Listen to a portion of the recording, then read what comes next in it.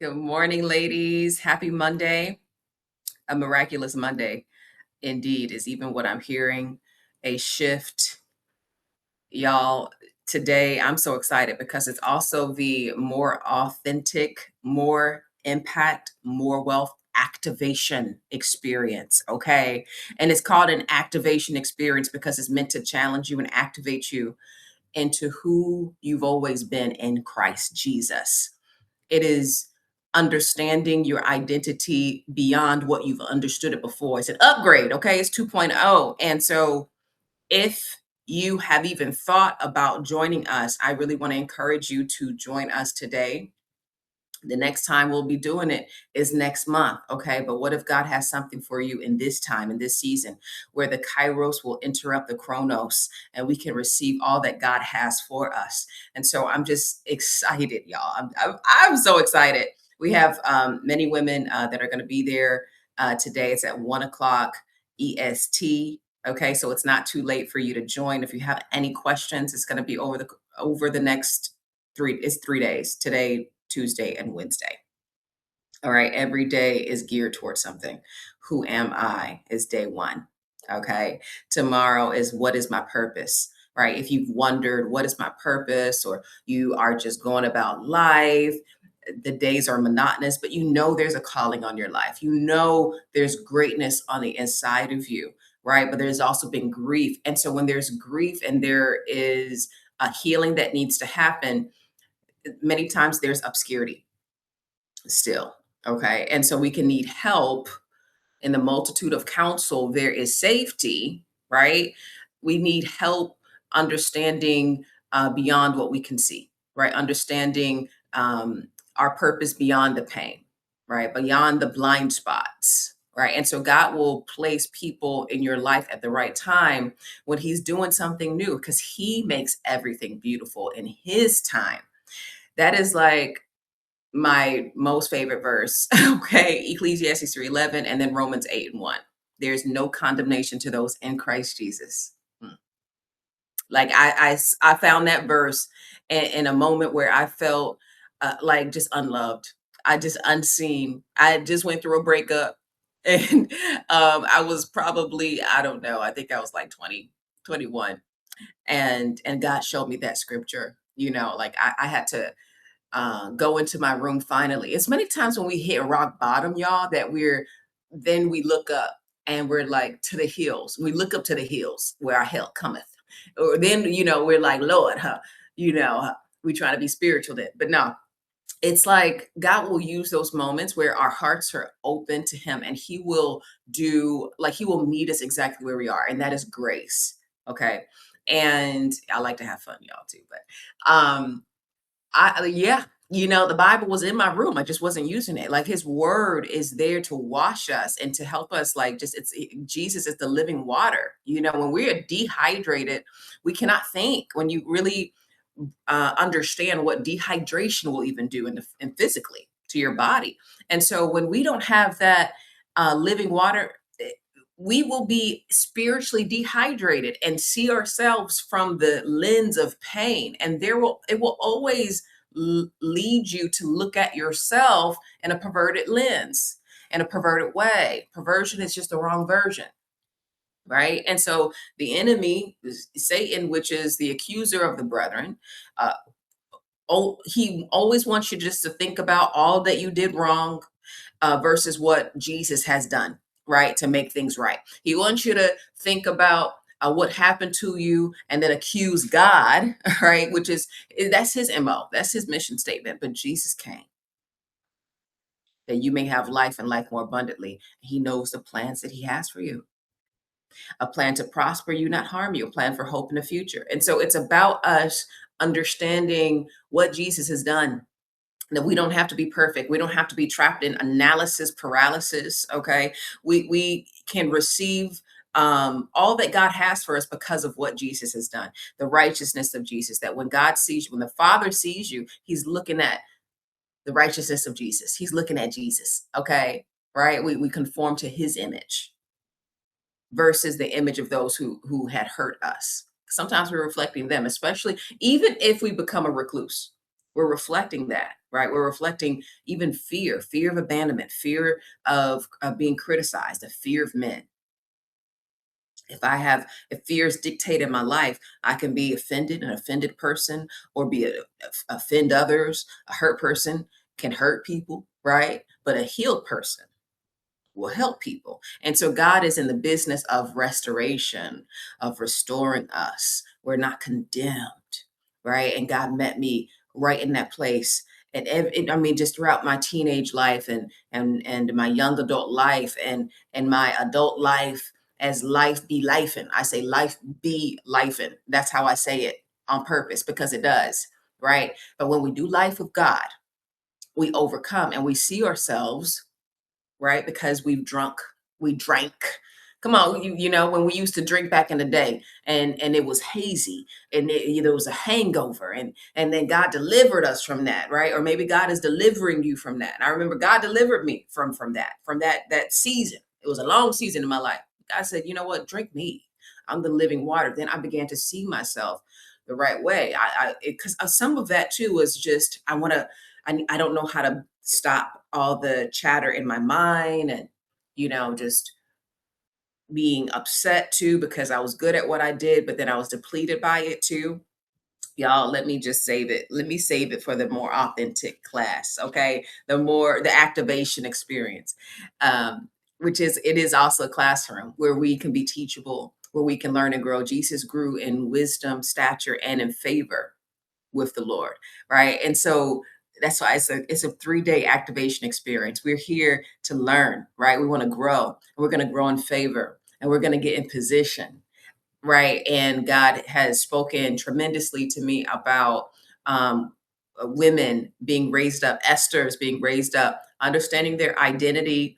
And there's going to be a garment change that is happening spiritually, and then also getting in position to receive wealth that was always predestined for us to receive in these end times, right? And so it's not about the money. That's why he said, why lose your soul?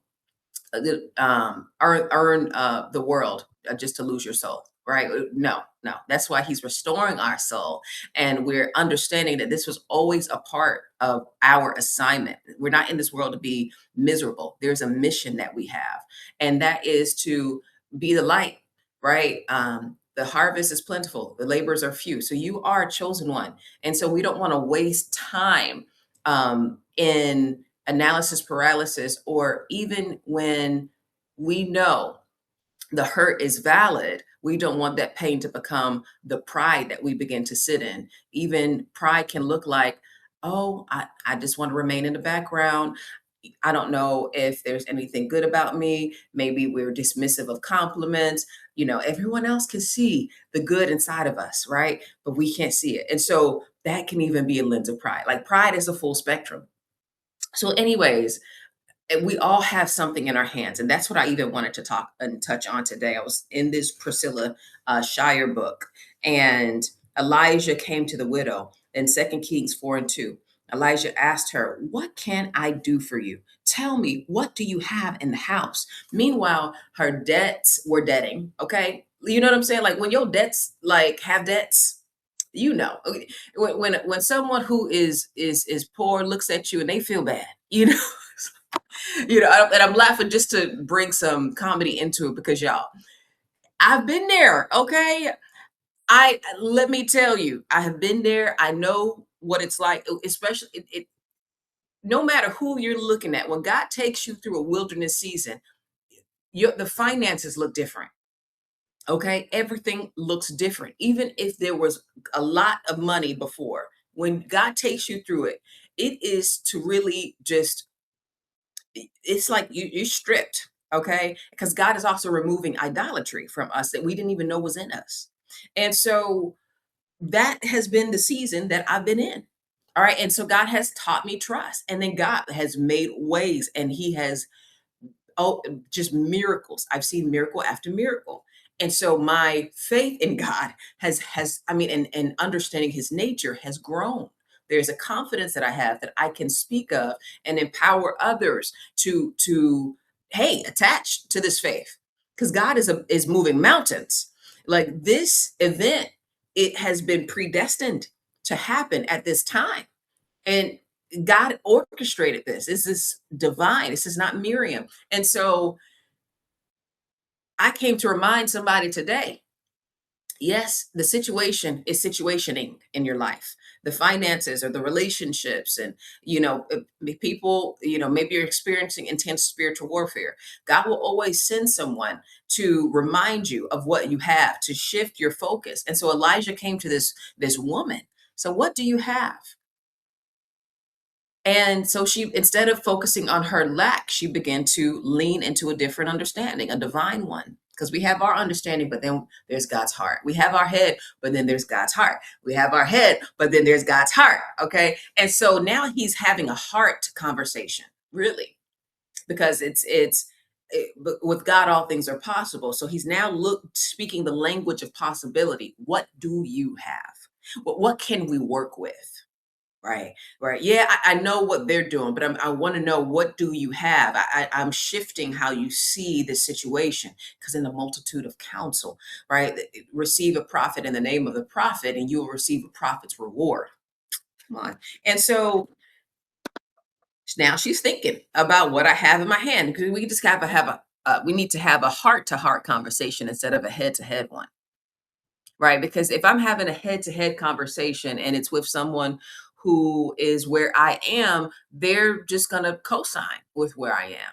And then we can just be miserable together, because misery likes company. So sometimes the enemy will, many times, will send someone who's not gonna be like, it's not jealous of you or envious of you, but they are stagnant.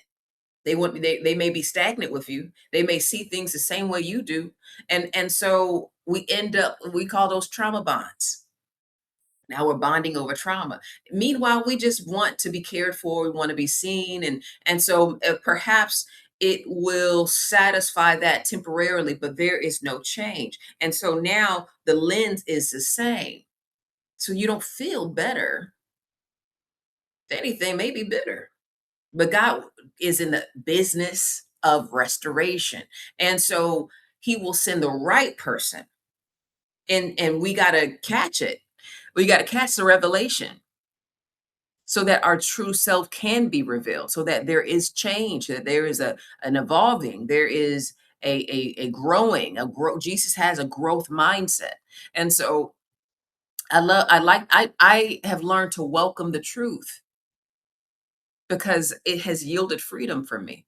The more I see my situation, the people who have hurt me differently, I feel different, because I see the purpose in it instead of just the pain in it. And the purpose is magnified, because the Lord is magnified. What the enemy meant for evil, God means for good. So there's a shift in how I see it, which means then there's a shift in what I believe about it, which means there's a shift in what I feel, because my beliefs and my feelings, all of that. And so, you know, I gotta always give some psychology. Y'all know I have a licensed background.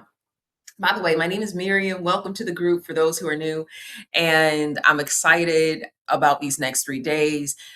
Think about what you have in your hands. What has God given you? Because He has given us all something. And you are called to do something amazing, because God does amazing things with His people. And you're needed. Your light is needed. It is. Someone will benefit from your lessons. Somebody will benefit from your light. The widow women started to think about, oh, okay, yeah, I can bake. I can cook. Some of y'all can cook. You can bake. You've done nails. Maybe you've wanted to open up a nail salon. There's ministry that God has shown you in your dreams. He's shown you who you are in your dreams. You've seen yourself doing something different than what you're currently doing.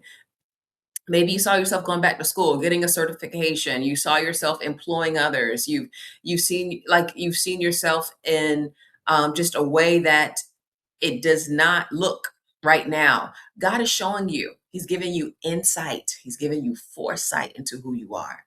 And I love Jeremiah 33:3. I'll end here. Call unto me, and I will show you the great and mighty things that you do not know. He will show it to you. Okay. And so I just welcome you all. I want to encourage you again, if you are seeing this and you are on YouTube, The link to join the group is below. This is for the ladies. Again, where you want to know who you truly are. You have a burning desire to be all that you can be for God, and you want the roadblocks of the mind to be removed, right? You want the seeds that maybe were planted earlier on in your Genesis to be uprooted because they turned into weeds. Maybe you've been weary. Maybe you do know that you're a child of God, but there's still internal conflict. There's been so many disruptions in your life that you at times question what's happening. Is God still there? Did I hear God right? Maybe you're someone who's just in need of being poured into, and you're in need of encouragement because you're the one that pours into others, and you are in need of just divine intervention and a garment change. Okay, this is for you. Take heed, listen, do, implement. Faith without works is dead, right? But God is a God of life and resurrection. It's not meant for us to just survive, but to thrive. And so I just want to join you or welcome you to join this community. We have devotions free Monday through Friday at 8 a.m. EST. Okay. And then if you want to think about joining the activation experiences that we have each month, you can join. If you've ever experienced, I also have emotional support groups. The first week, the first Wednesday, 7 p.m. EST of every month. It's a support group because sometimes we fight our belonging, the place where we belong, because we're wondering, are they going to judge us? Do I got to take my camera off? Are they going to see me? What are they going to say about me? Do I got to talk? And we have all these questions that we don't answer the very exodus that God has given us. So then we have excuses. But God is saying, shift out of the excuses. I've given you an exodus. I'm giving you resources that are going to lead to your real self rising up. Okay. So I invite you to come. If you've ever experienced narcissistic abuse, if you've experienced betrayal, if you've experienced just the the challenges in life, misunderstanding yourself, or you made mistakes, but you have a hard time coming out of that condemnation, and you feel like your mind is just polluted. I want to invite you all to join. Okay. I want to invite you on to the membership as well. Invest in yourself because that's where you grow. Okay, where you can grow in a safe place with people who also are like-minded in terms of wanting to grow, not wanting to stay where they are. I invite you. You all take care, be blessed.